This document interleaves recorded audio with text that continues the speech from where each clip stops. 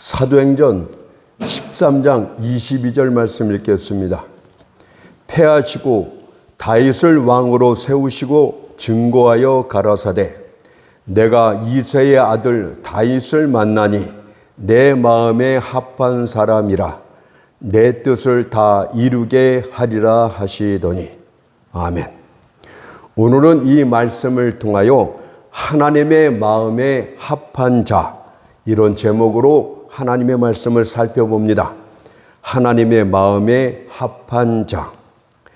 아직 사울이 왕으로 있을 때에 목동에 불과했던 어린 다윗이 이스라엘의 새로운 왕으로 기름 부음을 받게 됩니다. 사울은 하나님의 택한 백성 이스라엘을 위하여 하나님의 통치를 대신할 왕으로 부르심을 받았지만 정작 하나님의 뜻을 순종하기보다는 자신의 뜻을 세우는 데 급급했습니다. 그는 하나님 중심보다는 사람 중심의 인본주의자였습니다. 이로 인하여 온 이스라엘 백성들까지도 타락의 길을 걷게 됩니다. 이는 한 개인의 죄악이 그가 속한 공동체 전체에 얼마나 큰 악영향을 미치는가를 보여줍니다. 마침내 하나님께서는 사울을 패하시고 하나님의 뜻을 항상 귀하게 여겼던 다윗을 이스라엘의 새 지도자로 세우게 되는데, 그것이 오늘 본문 내용이 되겠습니다.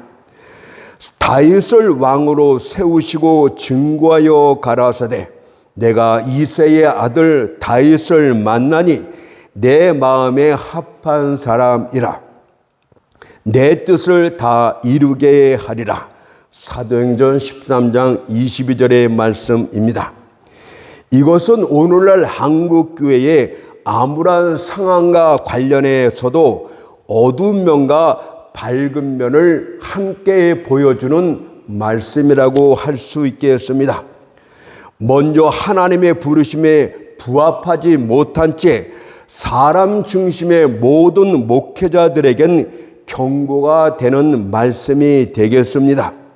사무엘상 15장 26절 말씀을 보니까 사무엘이 사울에게 이르되 왕이 여호와의 말씀을 버렸으므로 여호와께서 왕을 버려 이스라엘 왕이 되지 못하게 하셨음이니이다. 그러나 부패한 한국교회를 위하여 밤낮으로 슬퍼하며 부르짖는 모든 참된 성도들에겐 소망의 밝은 메시지가 됩니다. 사무엘상 16장 1절을 보니까 내가 그를 위하여 언제까지 슬퍼하겠느냐? 너는 기름을 뿔에 채워가지고 가라. 내가 너를 베들레헴 사람 이새에게로 보내리니 이는 내가 그 아들 중에서 한 왕을 예선하였음이니라고 말씀하십니다. 따라서 오늘 우리가 살펴본 내용은 밝은 면에 대해서 다윗을 새로운 지도자로 선택한 일과 관련해서 다음과 같은 세 가지 단계를 살펴보도록 하겠습니다. 첫 번째는 누가 선택을 받았는가에 대해서 살펴보고, 두 번째는 선택의 성취 과정을 살펴보고, 세 번째는 선택하신 목적에 대해서 말씀을 드리겠습니다. 그렇다면 첫째로 누가 선택을 받았는가에 대해서 말씀을 드리겠습니다. 사무엘 선지자는 하나님께서 선택한 사람을 찾기 위해 베들레헴으로 내려갔습니다. 하지만 만일 하나님께서 그에게 영감된 목소리로 분명하게 말씀해 주지 않았다면 그는 결코 선택한 사람을 찾을 수 없었을 것입니다. 왜냐하면 이새의 8 아들이 사무엘 선지자 앞으로 한 사람씩 지나갈 때 그는 인간적인 판단으로, 인간적인 잣대로서 택한 자를 찾으려 했기 때문입니다. 사무엘 선지자는 그 중에 엘리압의 특출한 용모와 당당한 체구를 보고 저가 바로 하나님의 택함을 받은 자로다 라고 생각했기 때문입니다. 하지만 사람의 외모를 보고 판단하는 것은 헛될 뿐이라고 말씀하십니다. 잠언서 31장 30절을 보니까 고운 것도 거짓되고 아름다운 것도 헛되다라고 말씀하고 있지 않습니까? 그럼에도 불구하고 많은 사람들은 지식이 많은 설교자를 대할 때면 주께서 확실히 저 사람을 선택하였도다 라고 말을 합니다. 하지만 많은 교육을 받은 사람일수록 복음의 단수성을 믿기에는 대단히 교만합니다.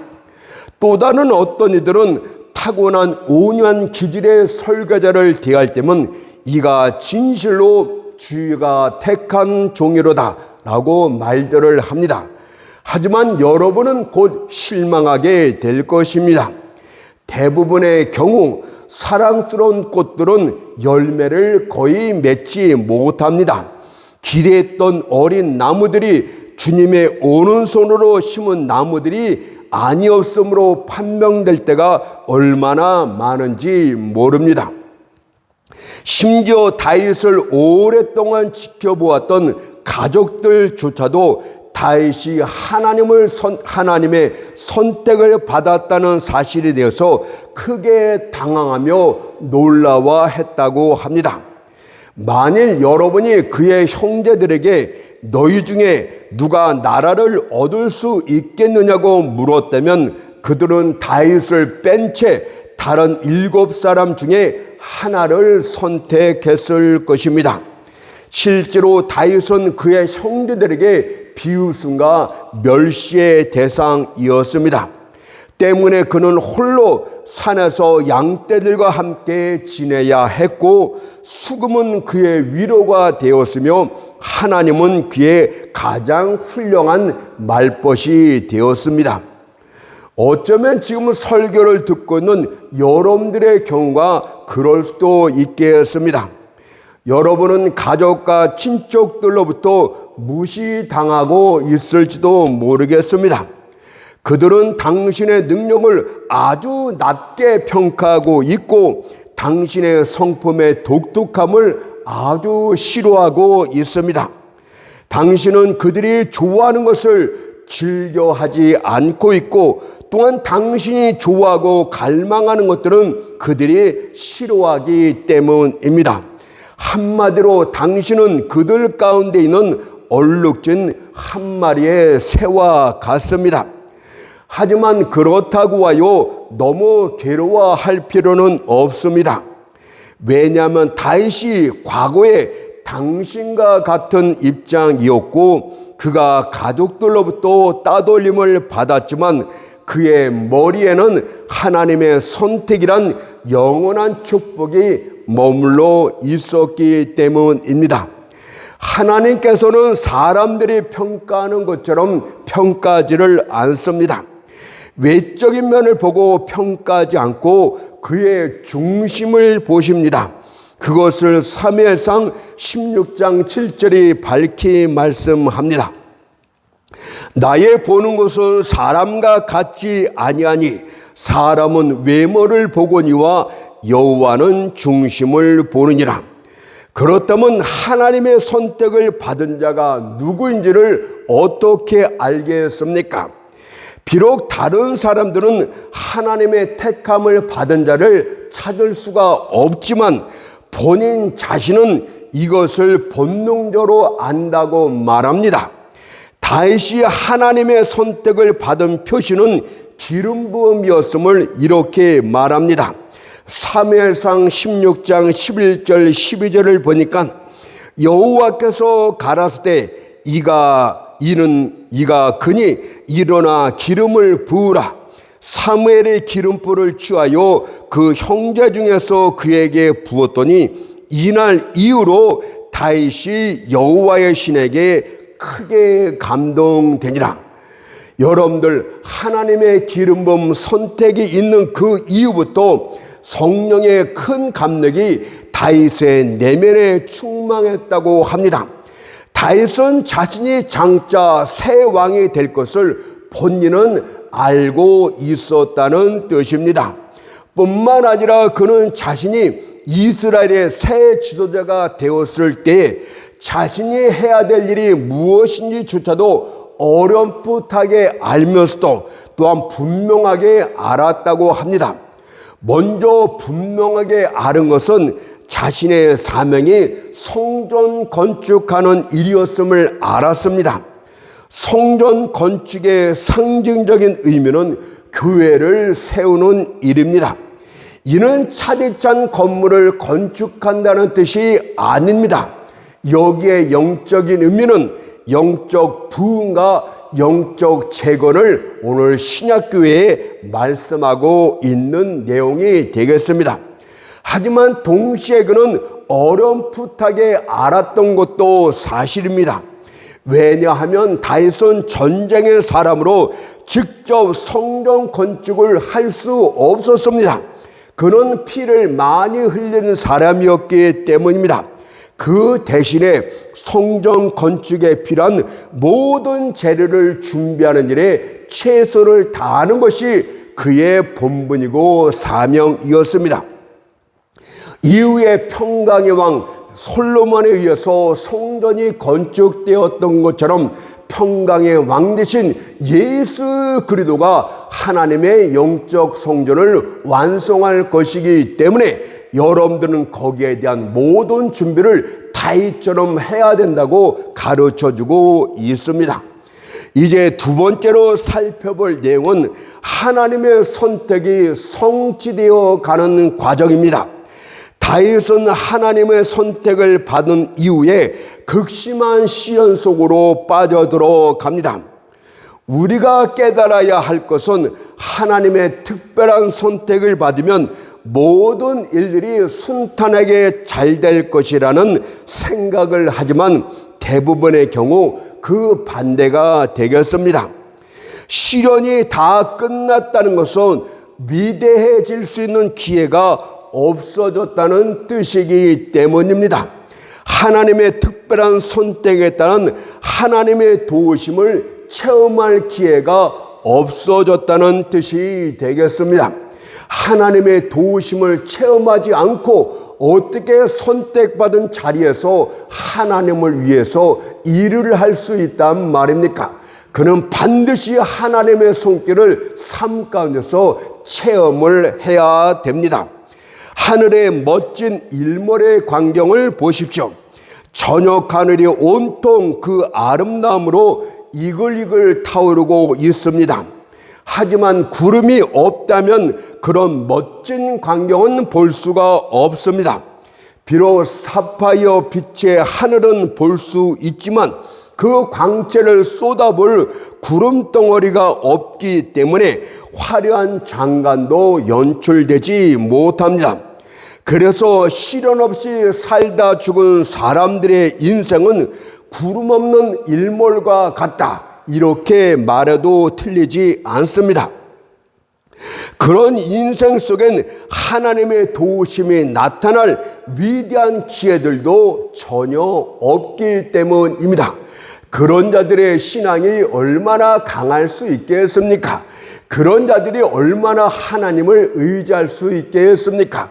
하나님의 도우심을 손길을 경험하지 못한 자들은 궁극적으로 하나님의 귀한 일을 감당할 수 없습니다.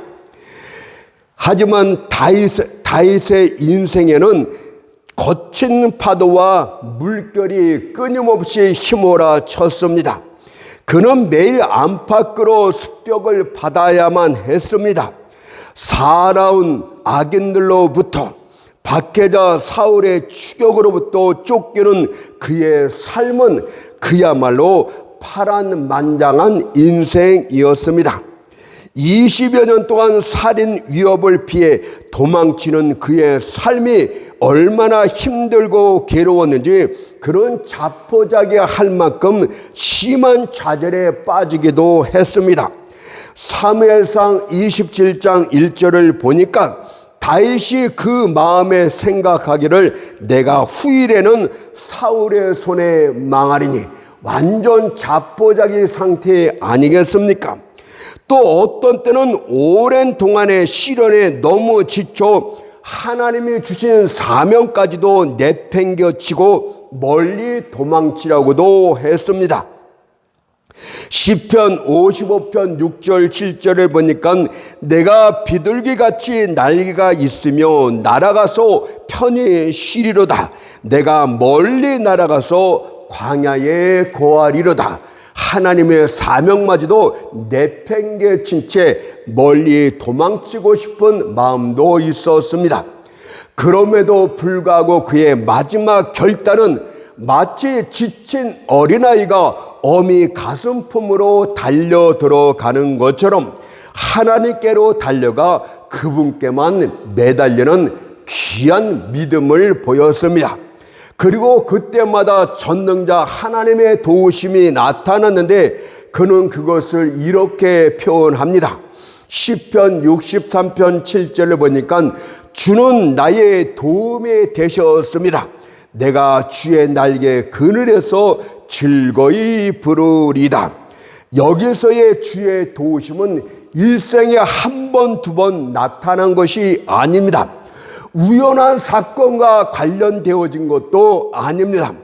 주의 도우심은 그의 전 인생을 통해서 계속적으로 나타났고 또한 시기적절한 때에 맞춰 나타났던 그런 도움이었다는 것입니다.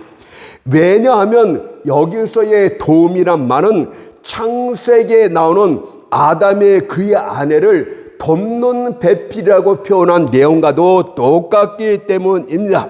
창세기 2장 18절을 보니까 여호와 하나님이 가라사대 사람의 독초하는 것이 좋지 못하니 내가 그를 위하여 돕는 배포를 지으리라고 말씀하셨듯이 하나님은 선택한 모든 자 곁에서 항상 돕는 자로 계신다는 약속이 되겠습니다.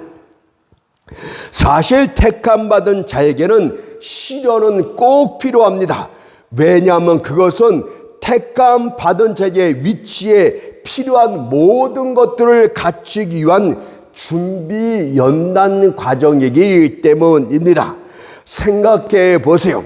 일개 목동으로 지내다가 그가 이스라엘 새로운 왕이 되었을 때 어떻게 그 일을 감당할 수 있겠습니까? 군인은 전쟁을 해야 훌륭한 군인이 될 수 있고 훌륭한 선원은 바다에 나가 거친 물결과 싸워야 하는 것입니다.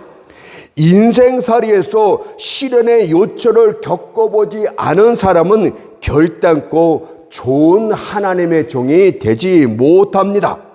과연 자신이 가보지 못한 길을 어떻게 다른 사람들에게 가르쳐 줄 수 있겠습니까? 그러니 시련의 때를 만날 적마다 감정적으로 표현하거나 대하지 마십시오.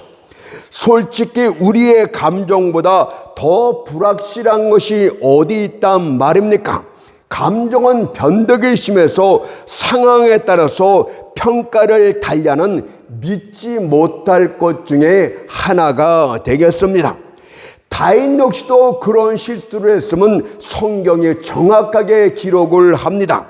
시편 30편 22절을 보니까 내가 경고판 중에 말하기를 주의 목전에서 끊어졌다 하였사오나 내 주 주께 부르짖을 때에 주께서 나의 간과하는 소리를 들으셨더라. 무슨 뜻입니까?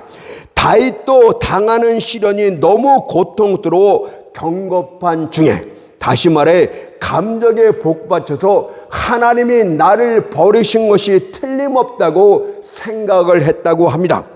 그러나 그가 다시 믿음으로 가다듬어 외쳤더니 하나님이 즉시 자신의 기도를 듣고 응답해 주셨다고 고백하고 있듯이 감정이 아닌 믿음으로 하나님을 바라보도록 하세요.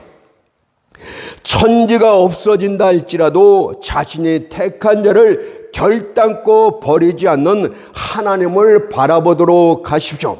하나님의 약속은 절대 바뀌지 않음을 굳게 믿도록 하십시오.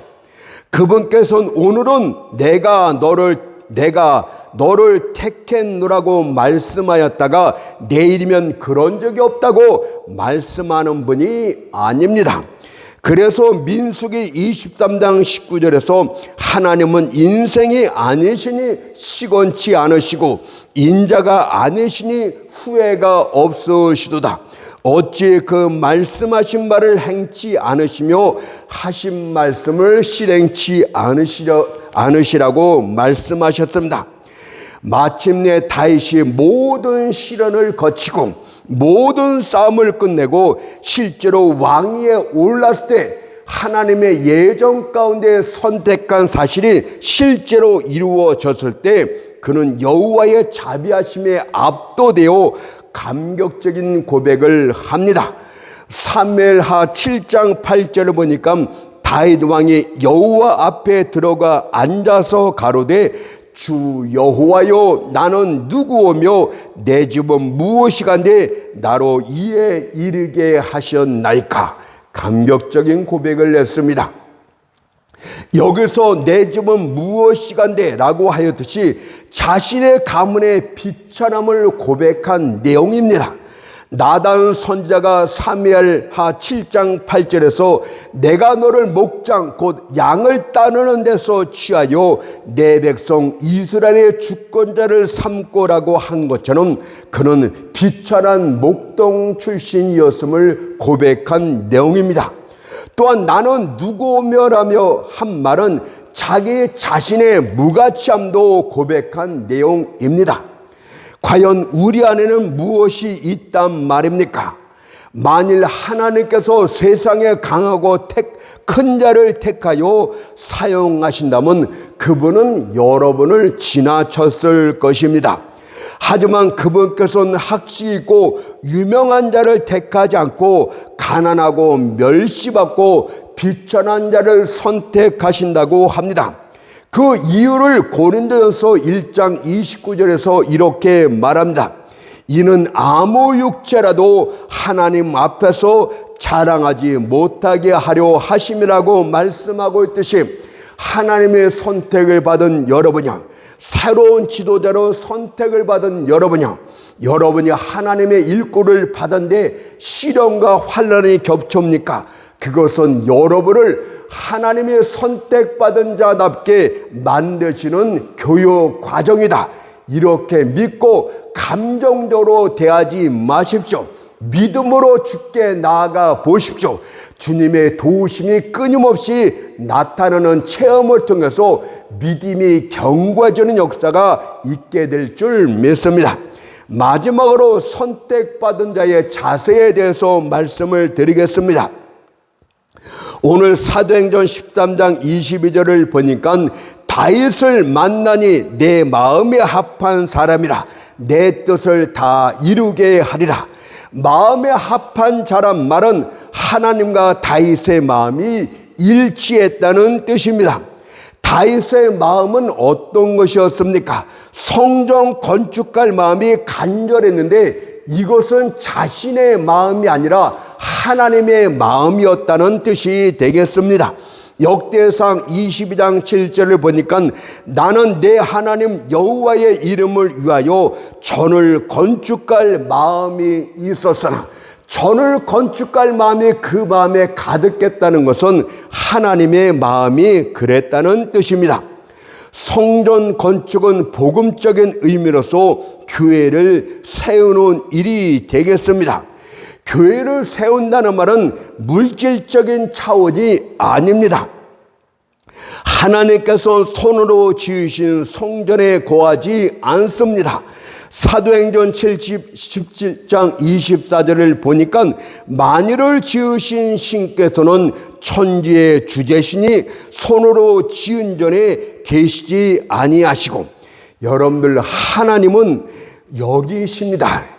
영이신 그분께서 물질적인 초소 안에 어찌 거한단 말입니까? 하나님이 거할 초소는 우주적인 영적 교회가 되겠습니다. 이 우주적인 교회는 예수 그리스도가 기초석이 되시고 그 위에 세워지는 성전 건물은 구원받은 백성들이 하나하나의 산돌이 되어서 세워주는 하나님의 계획한 영적 교회가 되겠습니다. 에베소서 2장 20절 22절이 그것을 이렇게 말했어요. 그리도 예수께서 친히 모퉁이 돌이 되셨느니라. 그의 안에서 건물마다 서로 연결하여 주 안에서 성전이 되어가고 너희도 성령 안에서 하나님의 거하실 처소가 되기 위하여 예수 안에서 함께 지어져 가느니라. 하나님의 백성들이 모인 것 자체가 교회라고 말씀하고 있고, 이 차디짱 콘크리트 건물은 예배를 드리는 장소에 불과합니다. 하나님의 세상을 창조했을 때는 기뻐하지 않았어요. 그냥 보시기에 좋았다고 말씀하셨습니다. 그러나 우주적인 영적 교회를 세우실 때는 하나님이 너무 기뻐 노래까지 하였다고 합니다. 스바냐 3장 17절을 보니까 너희 하나님 여호와가 너희 가운데 계시니 그는 구원을 베푸실 전능자시라. 그가 너로 인하여 기쁨을 이기지 못하여 하시며 너를 잠잠히 사랑하시며 너로 인하여 즐거이 부르며 기뻐하시리라. 이 우주적인 영적 성전은 하나님의 뜻과 섭리를 따서 모든 세대를 거쳐서 끊임없이 세워지고 있습니다. 다윗은 그 시대에 맞게 하나님의 뜻을 따라서 어려움 중에도 최선을 다해서 맡긴 봉분을 다했다고 합니다. 하나님의 백성들을 하나님의 중심적인 위치로 이끌 수 있도록 최선을 다했다고 합니다. 그렇다면 우리 역시도 이 시대에 합당한 주의 일을 다하도록 선택을 받은 것입니다. 그것은 오늘날 교회의 비천한 상황을 지켜볼 때 다시 일으켜 세우는 것이 하나님의 뜻이고 하나님의 마음이 되겠습니다. 오늘날 한국교회는 생명력과 영성과 성결함을 잃어버렸습니다. 교회마다 텅텅 비어 을신년스럽기까지 합니다. 사람들의 참석률이 극히 저조해서 예배조차 드릴 수 없는 처소들이 너무 많습니다. 또한 개개인의 성도들에게 나타났던 권능도 다 사라졌습니다. 교회가 타락하였을 때 교회를 다시 살릴 수 있는 가장 효과적인 방법은 성령의 임재하심을 간구하는 것입니다. 이는 교회의 숨결이 곧 성령이기 때문입니다. 따라서 이 시대에 하나님이 바라는 뜻은 성령의 역사를 일으키는 것입니다. 성령 운동이 활발하게 전개되어야 합니다. 만일 이 시대에 하나님의 기름 부어 쓰실 새 영적 지도자가 나타나게 된다면 그는 필경 성령 충만함으로 복음의 진리를 토해내는 성령의 사람이 되게 될 줄 믿습니다.